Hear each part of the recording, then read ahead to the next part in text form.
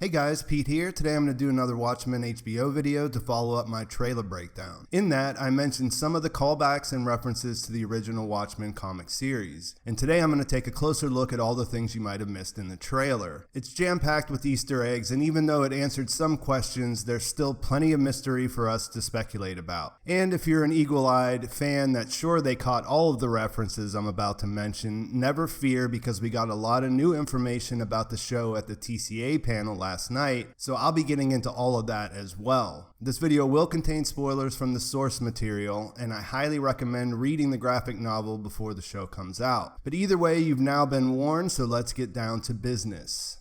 Watchmen takes place in a reality that is similar to our own. Its timeline diverges from ours in the late 1930s when costume adventurers, or vigilantes depending on who you ask, hit the scene. I'll talk about the differences as we go, as you see references throughout to remind us that things are different in this universe. Take this airship for instance. It's an advertisement for the in-universe show that we'll talk about in a bit, but it's also a reminder that air travel has evolved in a different way. Most of the technological advances are directly related to Dr. Manhattan, the only character with actual superpowers in the story, and that leads us into our list of things you might have missed. The first thing you might have missed is the number of stars on the flag. We get a glimpse of the official Watchmen Universe American flag in the cemetery scene, and notice that the stars are arranged in a circle. If you count them, which I did, you'll find there are 51 stars on the flag. This is a reference to the comics and Dr. Manhattan's involvement in winning the war in Vietnam. In the background of this panel from the first issue, we see the headline that Vietnam has become the 51st state. Another interesting flag tidbit is that we see instances where mobs that we see clashing with the police are flying the old flag. This could be a symbol that some people in the Watchmen universe might be unhappy with changes they feel are going on in the country around them. And we'll get into more about this in a minute.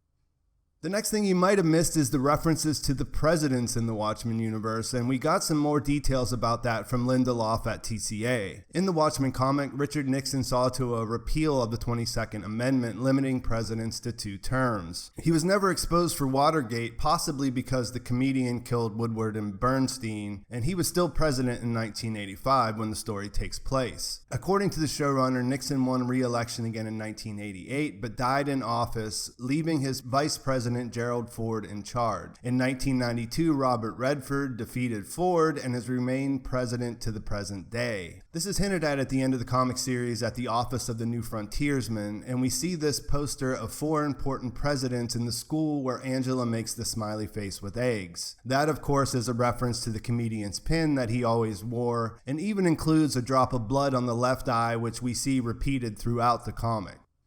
We do know now that the Watchmen TV series takes place in 2019, so that means that Nixon and Redford were the only 2 US presidents to occupy the office since 1968, or if you don't feel like doing the math, the last 51 years. Also in the trailer, we see a newspaper article saying that Redford won't be seeking another term though. There's another reference to Richard Nixon you might have missed. The trailer park is called Nixon Bill and is complete with a statue of the former president. If you look closely at the statue, you can see that someone has broken one of the fingers, turning his trademark peace sign into him giving those who enter the middle finger. I've seen a few people writing about the show connect the name of the trailer park, Nixonville, to Hoovervilles, which were shanty towns that popped up during the Great Depression. They were named that after President Hoover, who was blamed for the dismal conditions at the time. The next thing you might have missed is the Squid illustration in the courtroom scene. This is mostly important because it makes clear that the ending of the 2009 movie is off the table. Ozymandias, aka Adrian Veidt, the self-proclaimed smartest man in the world, was a costume adventurer who hatched a plan to bring the US and the Soviet Union together by staging an alien attack on New York City. The Squid drawing in the scene is nearly identical to the one from the graphic novel. The Cold War was the same there, only Dr. Manhattan shifted everything in the US's favor by being on their side. Realizing that nuclear war was inevitable, Ozymandias stages the attack in the form of a giant squid being teleported to the heart of New York City to divert everyone's attention to that. It works, the nuclear war is avoided, but millions of New Yorkers die during the attack. We see more references to Squid on the cover of the newspaper that is reporting that Adrian Veidt has officially been declared dead. The article on the right says Boise Squid Shower destroys homeless camp, kills 2. We get a glimpse of a squid shower later in the trailer and also see that KKK vandalism has forced the closure of the Statue of Liberty. The wording of the main headline is suspect, saying that Veidt has been declared dead, and since we see him throughout the trailer, it seems like he's probably not dead at all. In fact, it looks like he's living in a castle complete with at least one servant, and he has a pretty fancy looking cake with a golden candle on it. We're left to guess if he's hiding out now, has he been hiding out since the journal was published, since the attack happened, or the whole death announcement is part of a larger scheme that he's involved with. Speaking of his castle and things you might have missed, this shot of him riding past the pirate flag is a nod to the comic inside the Watchmen comic, named Tales of the Black Freighter. The comic story is weaved into the main story, and you realize by the end that it's a parallel to Ozymandias' journey or his story in the book. In the Watchmen universe that has costume heroes running around, pirate comic books became the most popular genre rather than superhero comics. And since I'm on the subject of stories inside stories, the next thing you might have missed is the significance of American Hero story, Minutemen. This is one of the things I loved about the trailer most, and I spoke about it in my trailer breakdown. The main points here are that the in-universe show is based on the in-universe book, Under the Hood, written by Hollis Mason, who was the first Nite Owl. The character we see in the Watchmen trailer is Hooded Justice, the first costumed adventurer who inspired the whole trend. This supermarket robbery is taken directly from the book, and the media attention it got played a big role in the Watchmen universe turning out like it did. You can check out my trailer breakdown for more information about the Minutemen story. Another thing you might have missed was the comedian and Captain Metropolis on the ad for American Hero story. The comedian was the character who was killed in the beginning of the original story. Captain Metropolis tried to get another group like the Minutemen together called the Crime Busters with all the new characters, and it didn't work out. He's also said to be the secret lover of Hooded Justice from the clip. It looks like the show is a big hit as we see Looking Glass watching it at home. The next thing you might have missed is the callback of him eating his dinner right out of the can. In the comic, Rorschach is seen with his mask rolled up eating baked beans out of the can in Nite Owl 2's apartment. We have to imagine that Looking Glass is also eating beans here as well. On the topic of Rorschach, I doubt you missed the guys running around both trailers wearing masks that resemble his. But this is one of the things we got a lot of info about from the TCA panel. First of all, the Rorschachs call themselves the 7th Cavalry. I did a quick search and found out that this is probably a reference to the regiment that General Custer commanded during his last stand at Little Bighorn. Lindelof mentioned that this gets at one of the main themes of his series, which is appropriation. He said, "We understand that we're appropriating the original Watchmen. Characters in this show are appropriating iconic ideas like the Rorschach mask," he said. The idea that the 7th Cavalry, who seem to be presenting a white supremacist ideology in the pilot, have appropriated Rorschach based on his writings as a white supremacist. Rorschach is dead, he's not around to basically say, "You got it all wrong." He went on to mention what in 2019 is the equivalent of the nuclear standoff between the Americans and the Russians. It's race and the police.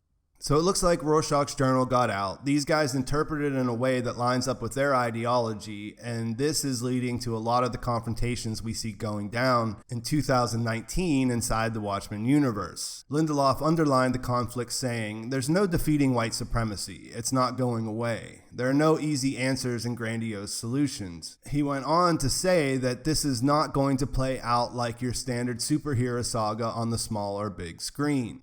So white supremacy might grab your attention at first, but he also referenced the police, which is interesting considering that the main characters are all cops. No matter how you slice it, there doesn't seem to be a lot of purely good guys in this story, which is consistent with the source material and gets me excited to think about how things will play out.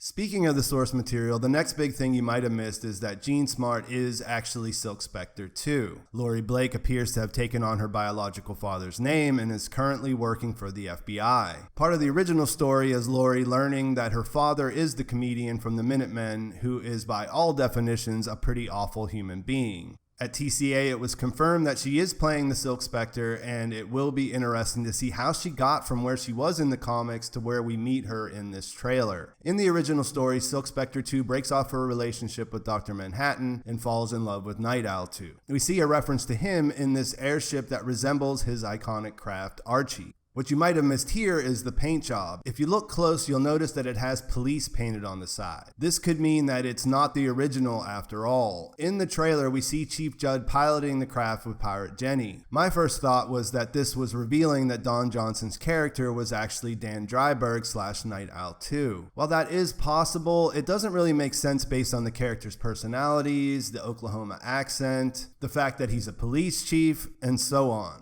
We'll have to wait and see, but in the time since I made my trailer breakdown, my opinion has shifted farther and farther away from Crawford being Nite Owl himself. The fact that this Archie is a police vehicle could mean that they're standard issue in universe at this point. Perhaps after the events in the graphic novel, the police in New York confiscated the original or something along those lines. Another thing you might have missed is the name of the cemetery, Tartarus Acres, and that's not a reference to the comics at all. In Greek mythology, Tartarus is a hell dimension where the worst people of all go to be tortured for all of eternity. It doesn't really sound like the kind of place you would want to lay your loved ones to rest when their life on this planet is over, so it's an interesting name to use for sure. Another thing you might have missed is what looks like a meteorite in the background of this shot. I've seen people saying that this could be Dr. Manhattan returning to Earth based on the sequence of events. I'm not sure that that's the case though, since in the comics he can basically teleport wherever he wants to go. The show could be using this for dramatic effect, but either way something seems to be falling from the sky in this shot. We do see Dr. Manhattan on Mars and then more importantly on Earth. If you look closely at the news ticker on the screen of him on Mars, it reads, "Man robbed of a meatball sub at gunpoint, 18-year-old wins 200 million Mega Millions jackpot, and reporting live water found on Mars." What Dr. Manhattan has been up to for the past 30 years and why he's walking down the street on Earth now are a complete mystery.